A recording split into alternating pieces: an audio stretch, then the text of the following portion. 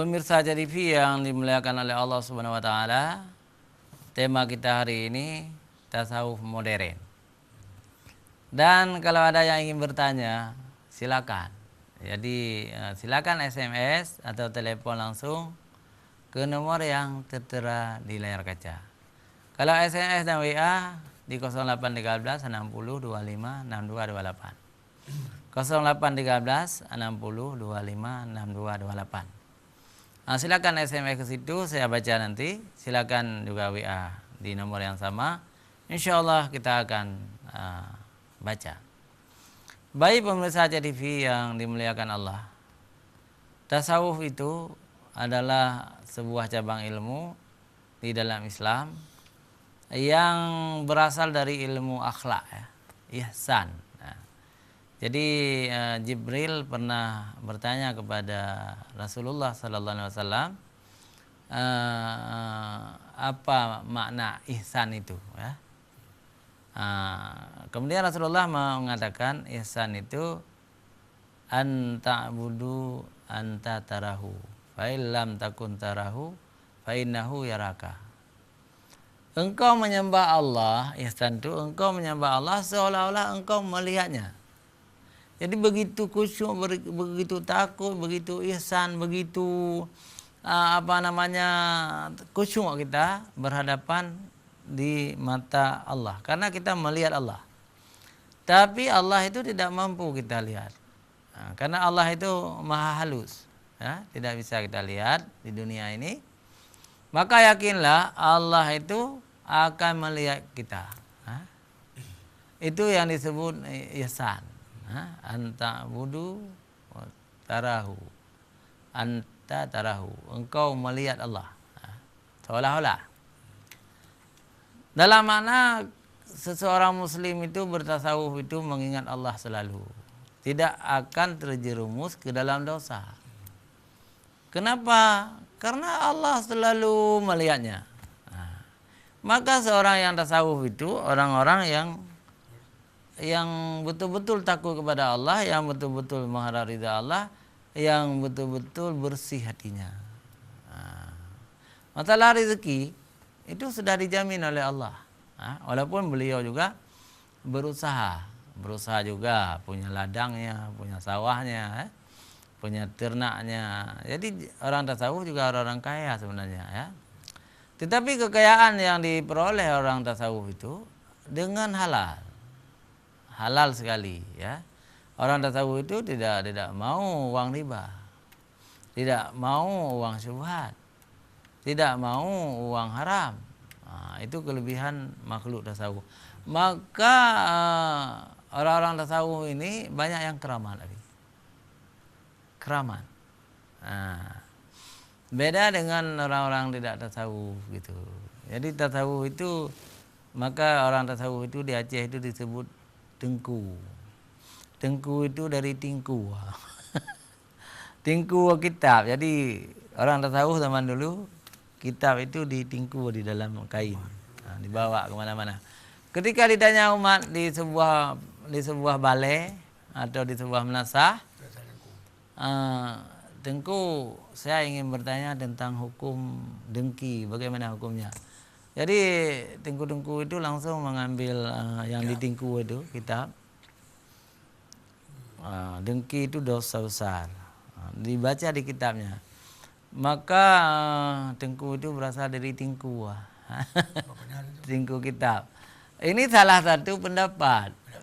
Saya dengar ini dari guru saya, Dr. Randu Husaini Ismail, ya.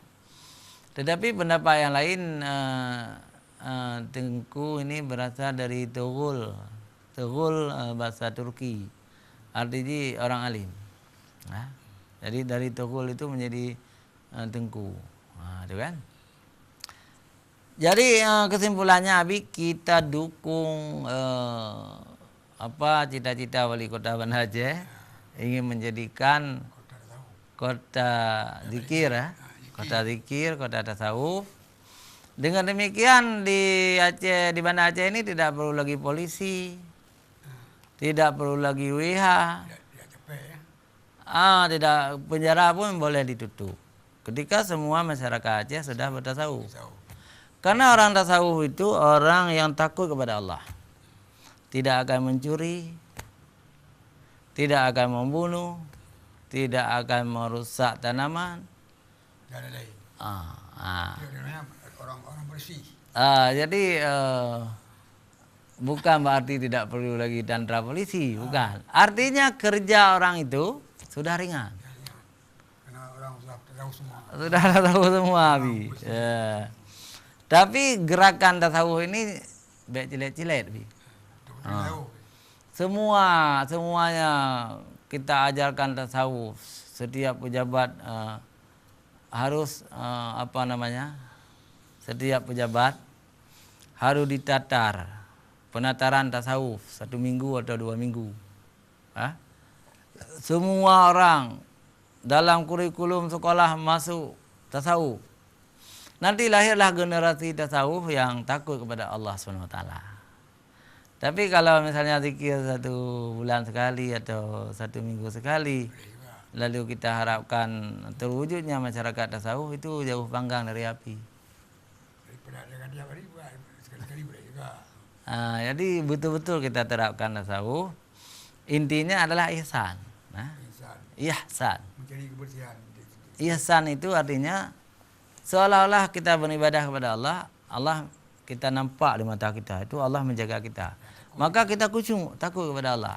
Tapi ya, kita tidak mungkin melihat Allah. Maka yakinlah Allah itu melihat kita. Sangat menarik. Mungkin Nabi ingin komentar apa? Memang ini sedikit saya ingin menanya Ustaz kan. Ya. Kita telah bicara masalah tasawuf. Di mana beda orang tasawuf dengan orang yang tidak tasawuf? Satu. Kemudian iman, biasa orang yang khusyuk, orang yang iman bisa beda-beda, naik turun. Apa tasawuf ada juga naik turun. Pertama. Yang kedua, tasawuf itu kapan lahir? Apa sudah ada kitab khusus tasawuf?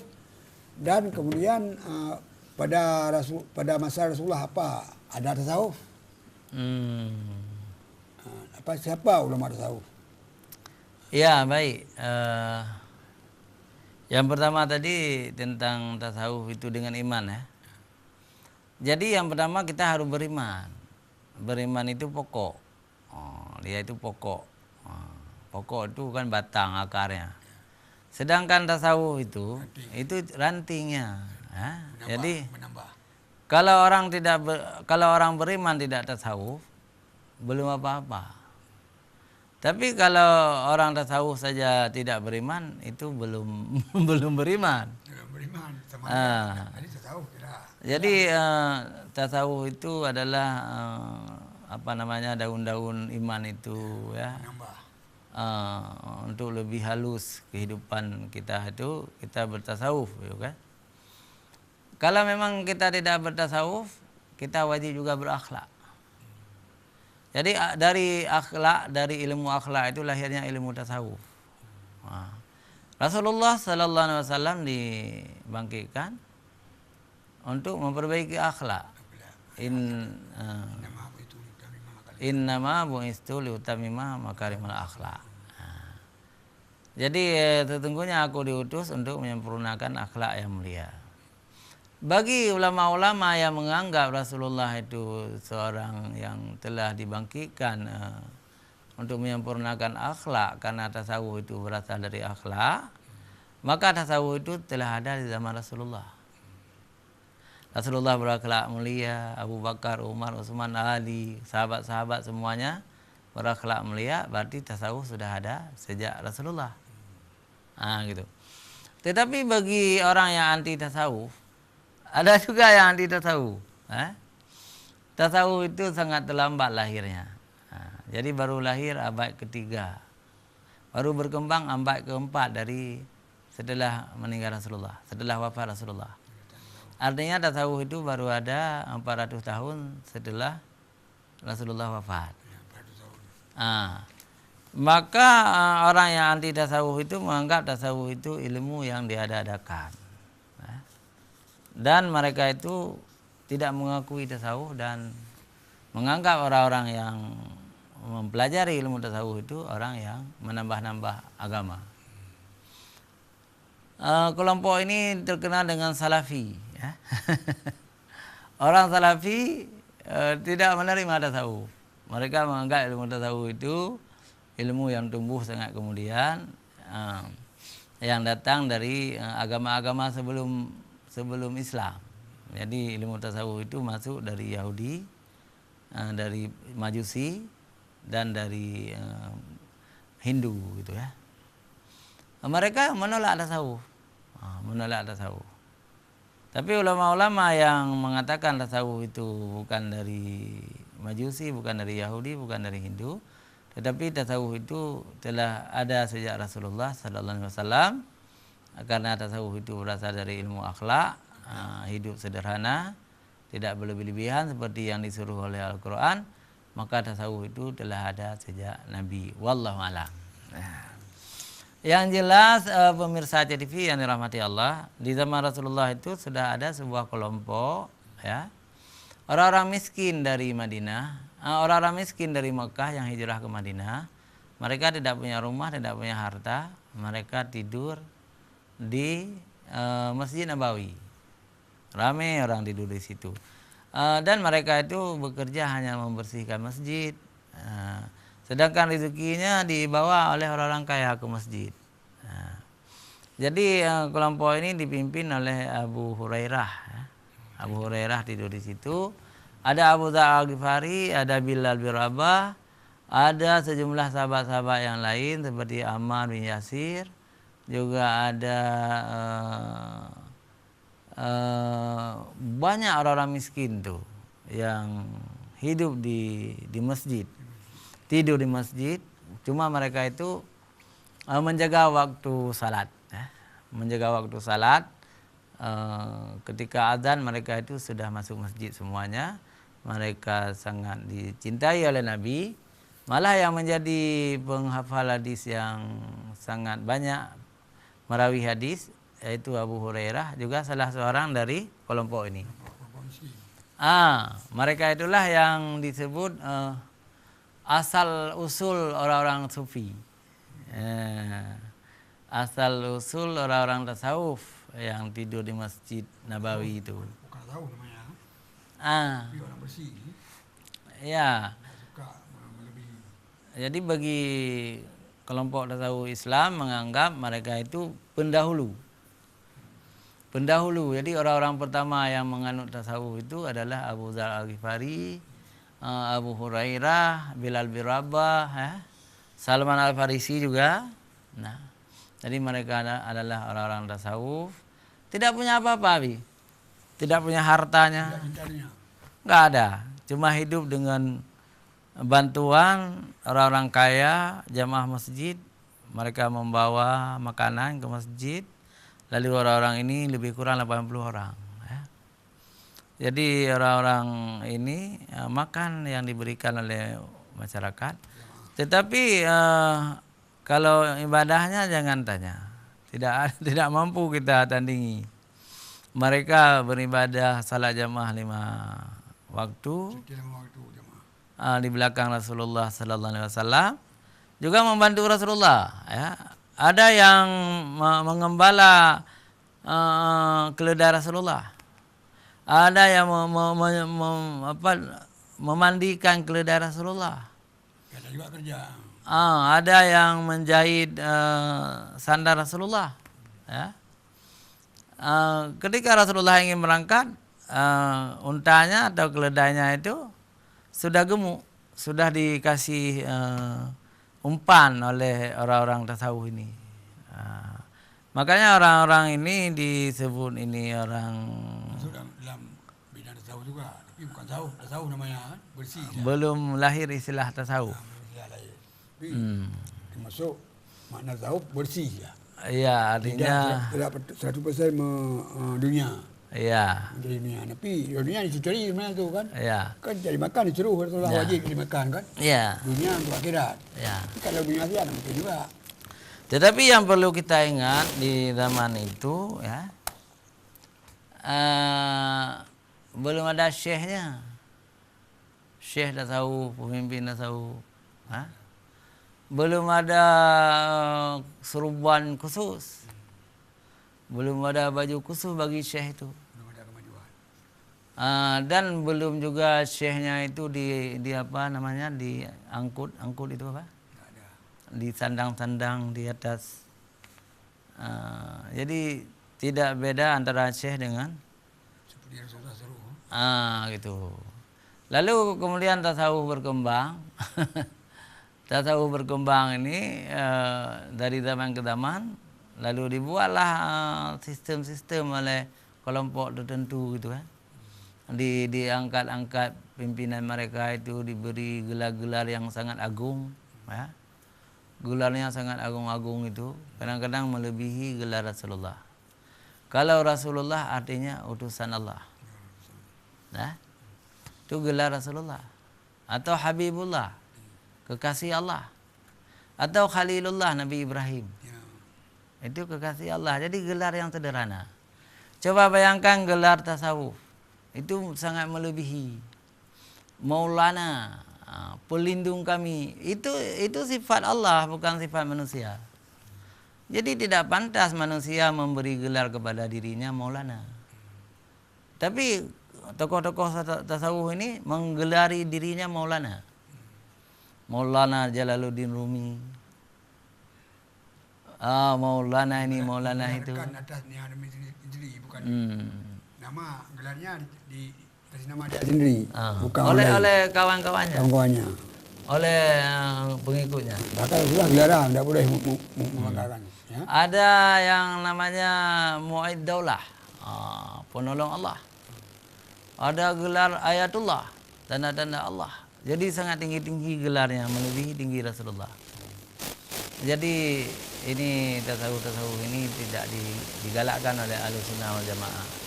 Jadi dalam Ahlussunnah wal Jamaah, Aswaja atau disebut juga Sunni, ya. Kita ini orang Sunni. Akidah kita akidah Sunni ini, ya. Akidah Ahlussunnah wal Jamaah ini dipelopori oleh Abu Hasan Al-Asy'ari dan Abu Mansur Al-Maturidi, ya. Kita tidak bisa menerima tasawuf yang berlebih-lebihan. Jadi kita membagi tasawuf itu kepada dua, ya. Yang mu'tabar dan ghairu mu'tabar. Yang mu'tabar itu boleh, ya. Boleh, silakan jalankan tasawuf yang mu'tabar itu, ya. Tapi yang ghairu mu'tabar itu diharamkan. Misalnya ada ahli tasawuf yang mengatakan dia telah mendapat wahyu dari Tuhan. Itu jangan ikut. Itu sudah sesat, ya. Atau ada ahli tasawuf yang mengatakan, ya, dia telah mendapat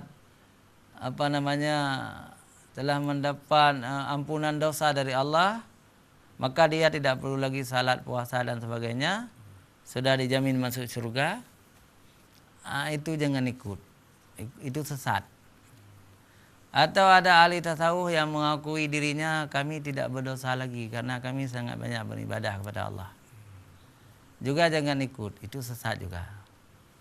Jadi tasawuf yang benar adalah tasawuf yang tidak pernah meninggalkan syariat.